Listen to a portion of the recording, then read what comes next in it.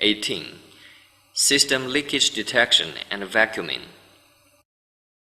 First, check welding joints for abnormalities. Second, charge nitrogen into the system for leakage detection.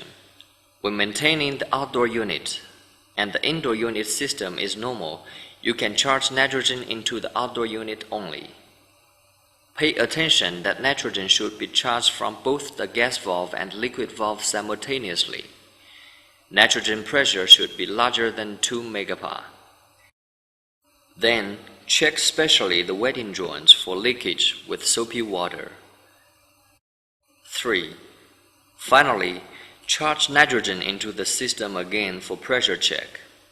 Close the liquid valve and the gas valve and keep the system pressure up to 2.5 MPa for more than 12 hours.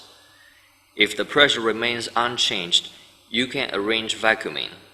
Otherwise, find the leakage point first. Make sure the vacuum degree reaches an absolute pressure of 0 MPa per square centimeter and a meter pressure of -0.1 MPa per square centimeter.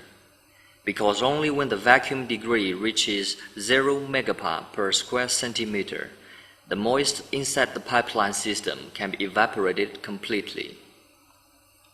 If the maintenance work involves several modules, vacuum air of the oil balance pipe respectively, connect the vacuum pump with the gas valve and liquid valve simultaneously. Vacuum pumps of the specifications below are recommended.